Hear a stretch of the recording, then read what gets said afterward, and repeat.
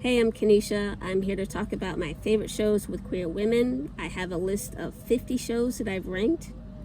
My criteria is simple. It's based on how much I like the show overall and the amount of queer content, including any subtext or potential queerness.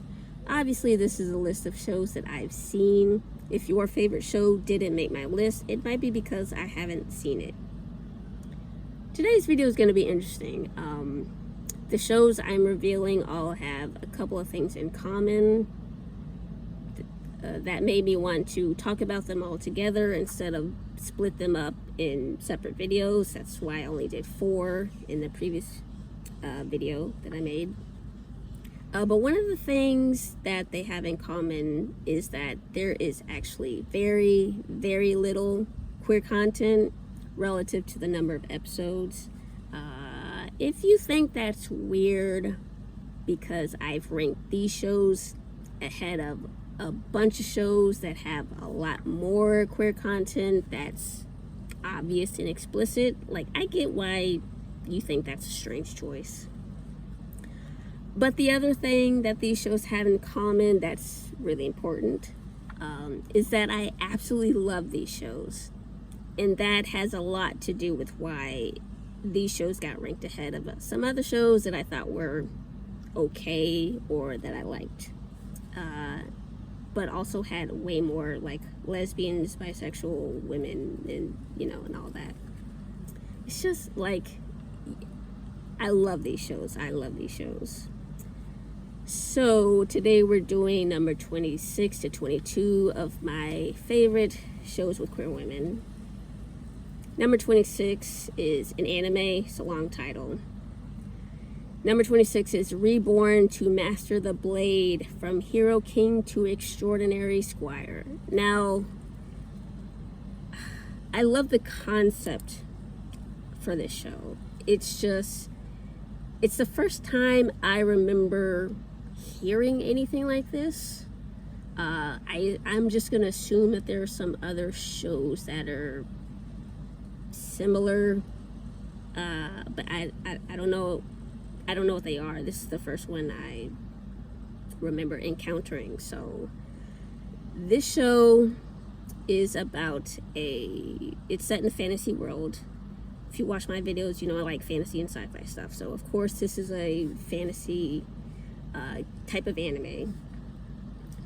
But the story is basically that there is this king who passes away and is granted a dying wish from an angel.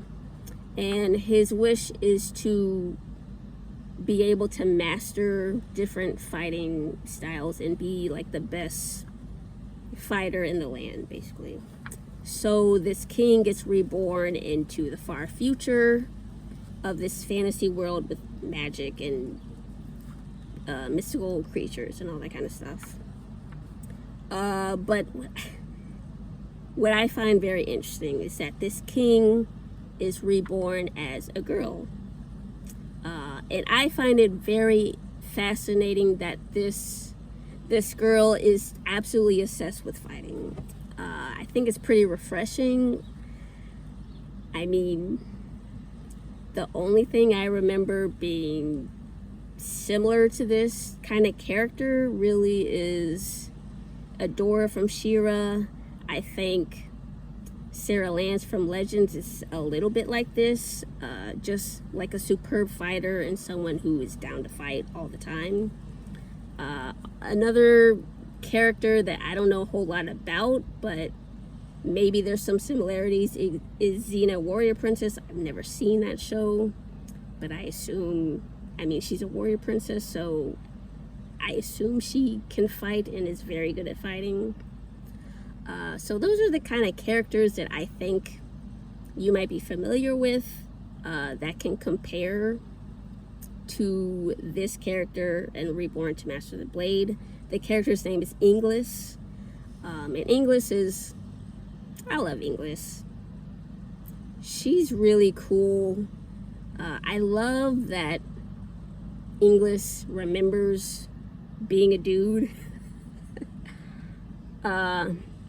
And the queerness comes in because she is still attracted to women, like when she was a king and a guy, attracted to women, and now in her reborn state of being as female, she's still attracted to women. And it is very amusing for me to see her try to stiff arm all these dudes who are coming at her because she is an attractive woman.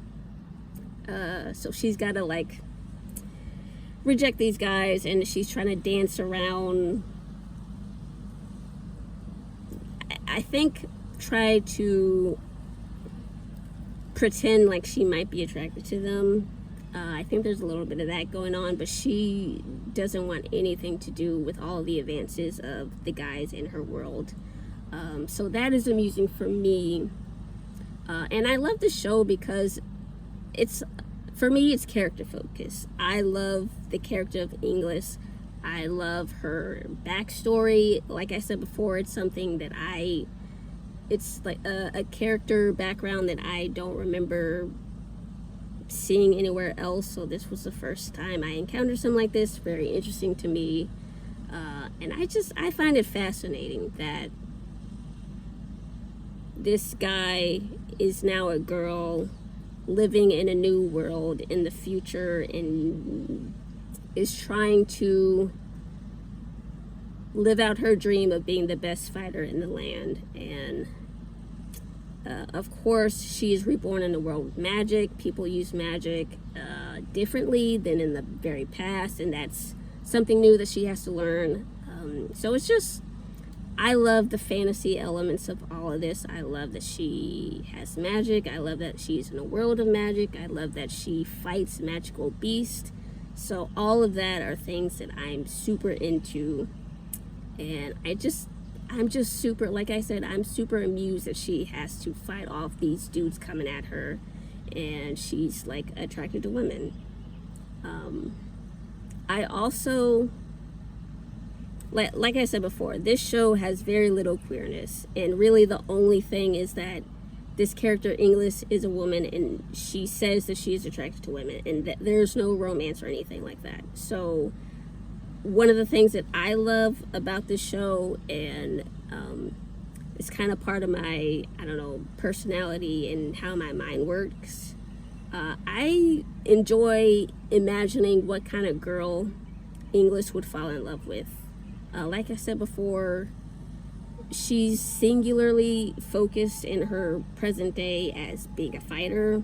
She's not interested in romance, and she has to deflect all these guys coming at her. So like, romance is not really part of the anime, but I personally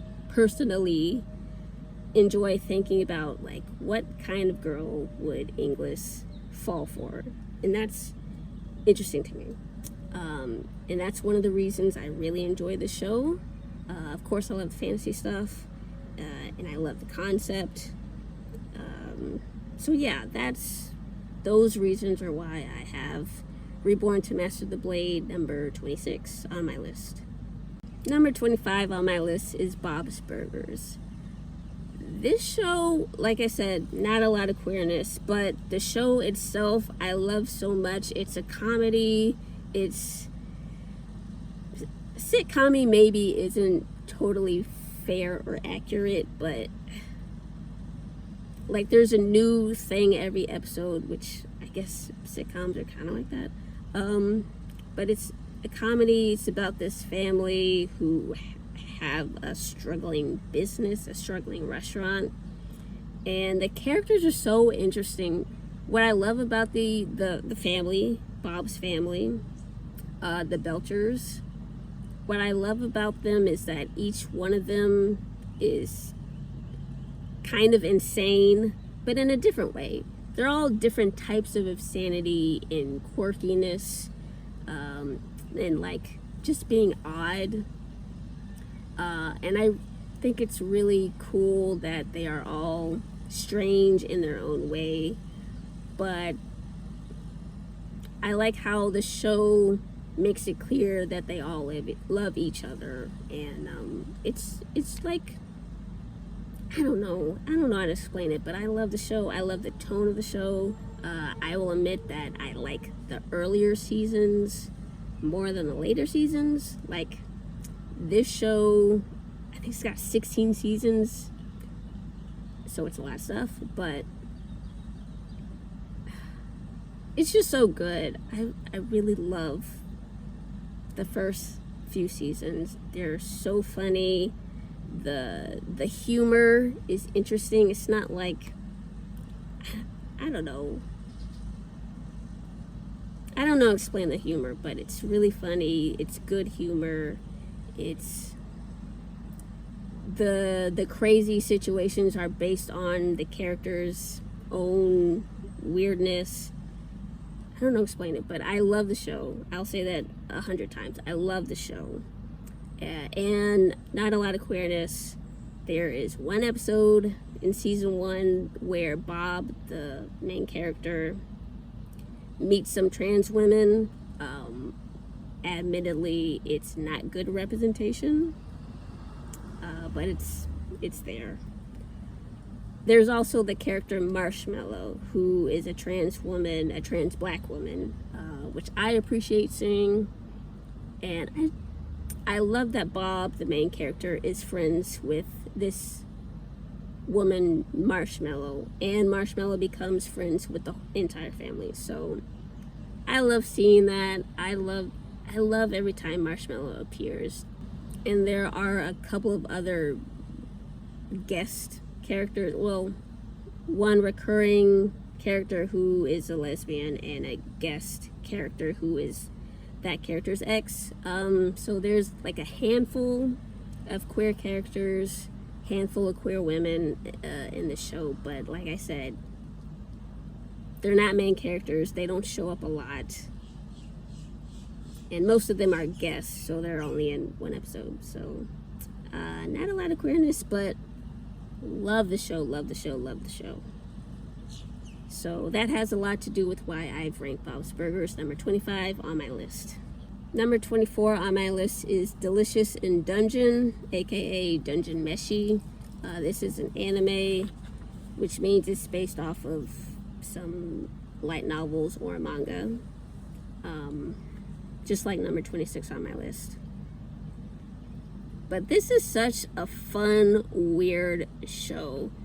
One of the things I love about anime that I think American-based shows and cartoons lack is creativity.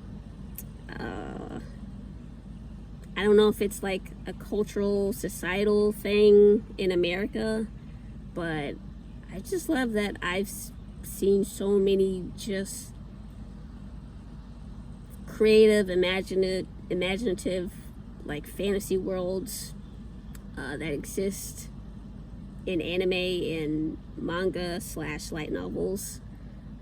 And I find myself gravitating towards a lot of those shows. Like I said, if you're watching my videos, you know I like fantasy and sci-fi stories. So I feel like I've watched a whole lot of those anime. And of course, this is one of them. Delicious in Dungeon is about, if you don't know, it's about a guy named Leos who lives in this fantasy world, and he and his group of adventurers go into this dungeon. They're trying to like make money and make a living, but their party gets effed up by this dragon. His sister gets eaten by the dragon, and it's his mission to go back, find the dragon, and to like rescue his sister. And the group encounters a lot of magical, mythical creatures inside this dungeon. It's so much fun. There's a lot of humor. There's a lot of really good humor. And what's interesting to me about this story is the way that the anime depicts like the early arcs of the story. It's very entertaining. It's very comedic. Despite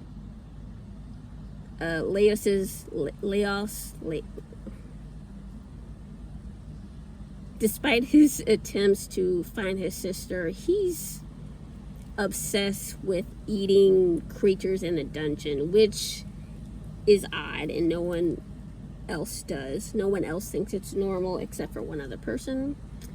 So clearly Leos is an oddball, which is very interesting. Interesting to watch him.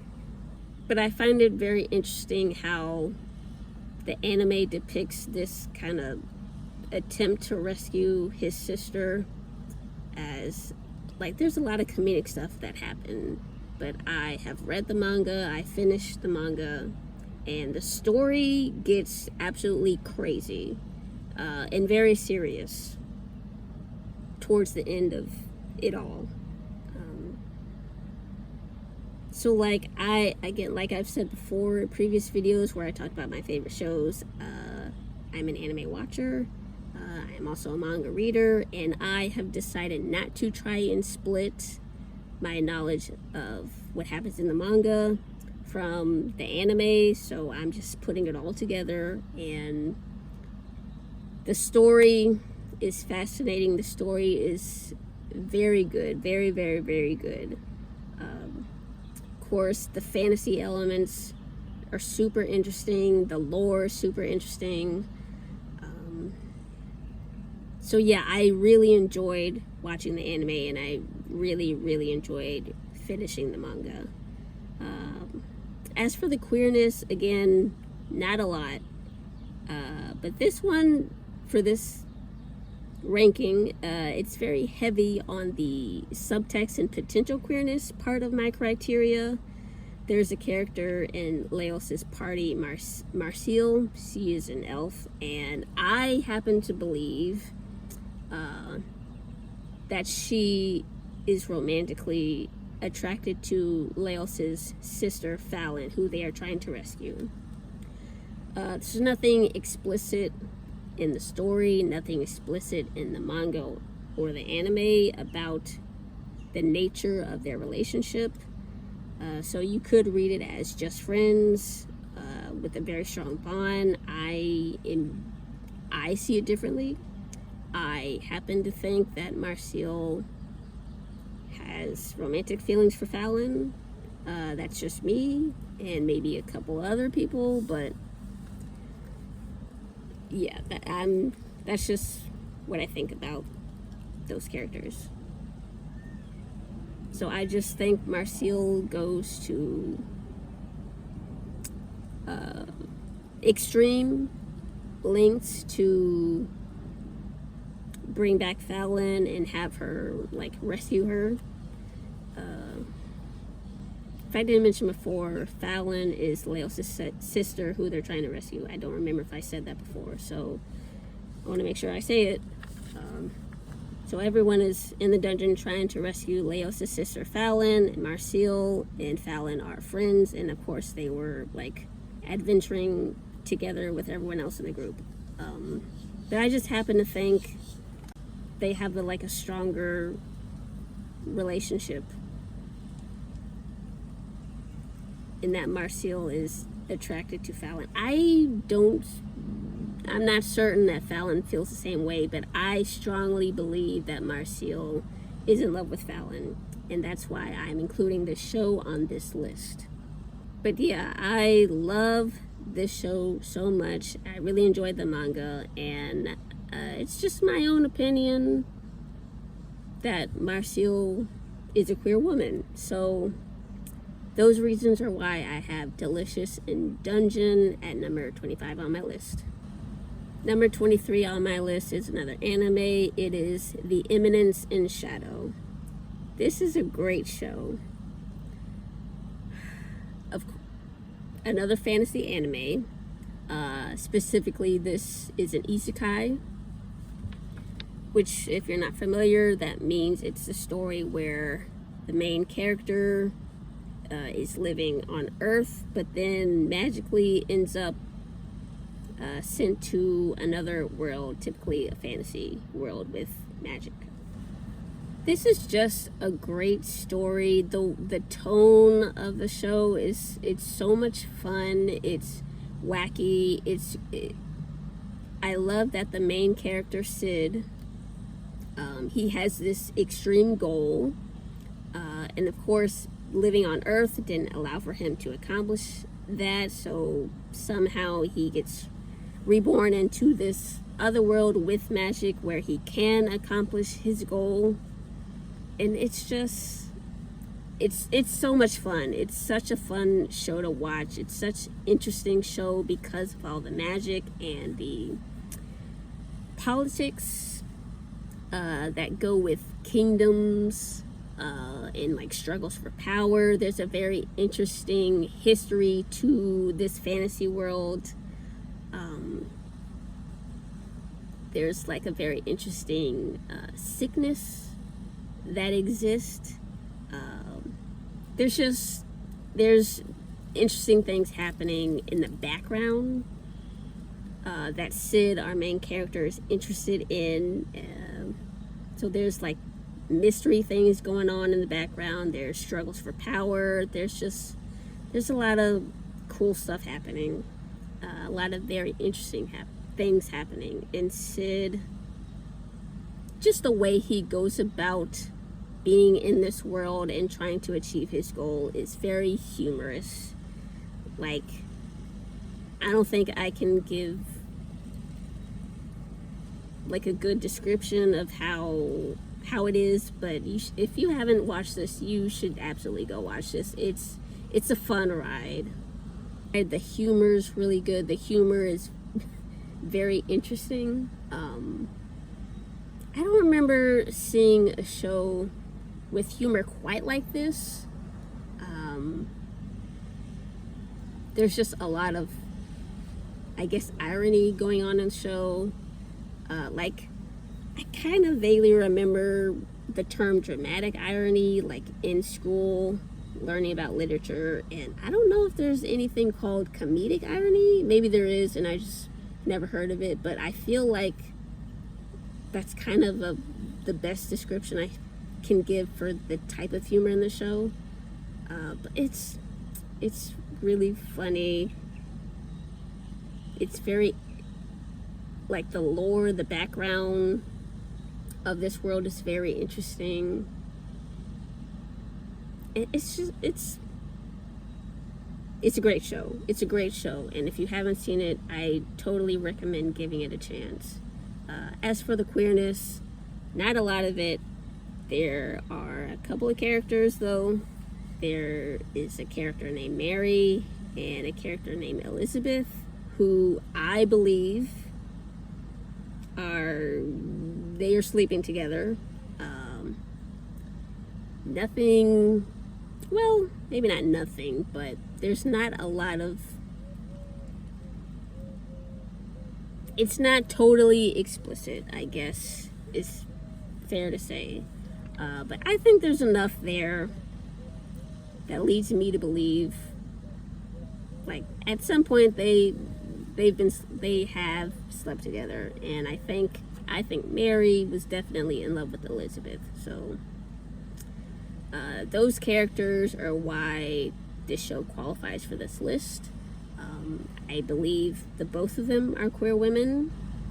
So yeah, the show is great. The show is really funny. It's a great story, and I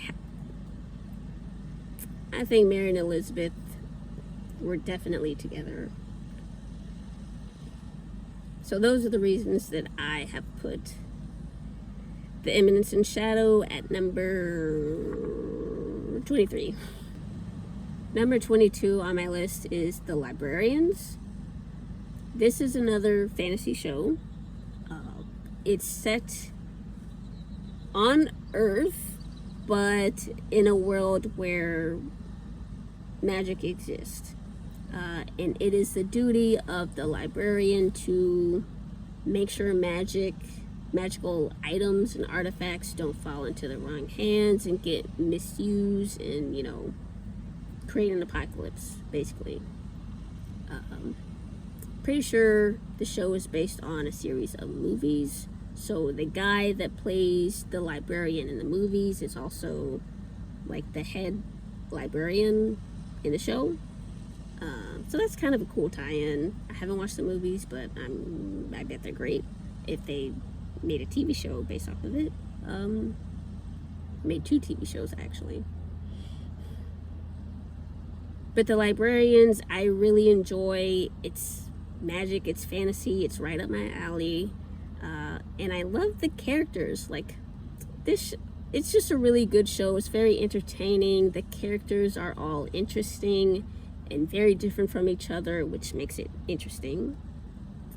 And it's cool to see in season 1, cool for me to see how these characters have to work together. There's like a learning curve for them to like gel as a team, which I like to see. And it's just cool to see how the characters progress, become a team, kind of become a family. And then all the while there's all this wacky like magical stuff that they have to deal with. There's all these problems that happen that they have to solve. So I like the idea of the show. It's magical, it's fantastical, it's fun.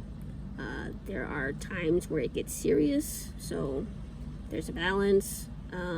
There's alternate worlds, or I guess alternate reality is the way to put it, that happen on occasion. So it's just, I think it's a very fun show, and I think it's a very well done and well written show. I really enjoyed watching it. And as far as the queerness, not a lot of it, but there's a character, Cassandra, who it's kind of a surprise how this happens, but I guess in season 1 there's something that happens that made you or it didn't make me think, but it's noteworthy. There's an episode in season 1 where perhaps there's a hint that she could be a queer woman, and then in the later season there is very explicit, scenes that happen that make it obvious that, okay, she's attracted to women. It's okay. That's great for me. I love fantasy stuff, and I like seeing that there's a queer woman in the show too. But yeah, the Librarians is a show I love this show. It was so much fun for me to watch. The tone of the show is light most of the time. Sometimes things happen that get kind of dark, so it's lighthearted. There are times where there are things that very meaningful happen. It's not all rainbows and puppies. So yeah, I think the show has a very good tone and a good balance.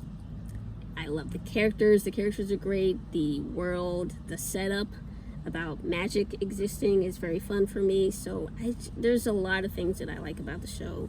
And of course, Cassandra is a queer woman, so the show qualifies for this list. And because I love it and because of Cassandra, I have decided to put The Librarians at number 22 on my list. It was kind of hard to rank these 5 shows because I love them all so much, and there's not a lot of queer content to really separate any of them. So it was hard for me to order these, but I had to make a decision for all of these. So that's the order I decided to go with. Once again, absolutely love all these shows. Love all these shows. And I know that there's not a lot of queer content, but this is my list. This is my criteria. And I've just decided to put all these shows with very little queer content ahead of a bunch of shows with a lot of queer content, and that's just how it is. So that's number 26 to 22 of my top 50 favorite shows with queer women. Last thing before I go, let me know in the comments, which of these shows have you seen, And if you made a list, which show would you put higher than I did? I'm very curious to see your answer. I had a lot of animated shows this time, so very curious if you've seen them. But thanks for watching. See you next time. If you're a queer black woman who has grown up barely seeing any black LGBT women on TV, especially compared to white women, then you've probably thought there aren't a lot of girls like me. Maybe that has made you grow up feeling like you shouldn't be black and queer. Maybe you struggled to fit in with other black people when you were in high school or college. Maybe it's made you not want to speak up about your queerness. Or maybe you never really tried to find characters who look like you on TV. Maybe you just waited and hoped to see them in a show. And now you're an adult and you still think there aren't many queer black women on TV. Well, I've got good news. There are way more TV characters who are queer black women than you think, and I'll help you find them. If you're serious about wanting to see more queer black women on TV, then the next step for you is to watch my video series called The Biggest Problem for All Queer Black Women Watching TV. In it, I'll tell you what the biggest problem is and the easiest, simplest, best solution to find TV characters who are queer black women. Click the link in the description to get access. But warning, this may not be for you, and that's okay. If you don't care about seeing more queer black women on TV, then you don't need this. You can move on with the rest of your day. This is for you if you grew up thinking, since there's no one like me on TV, maybe I shouldn't feel this way. Maybe I shouldn't think that girl is fine. Well, that's not true. I found over 150 TV characters who are queer black women. And that girl that you know is fine. Ain't nothing wrong with you. But seriously, I'll teach you how I found queer black women on TV in my video series. Just click the link in the description.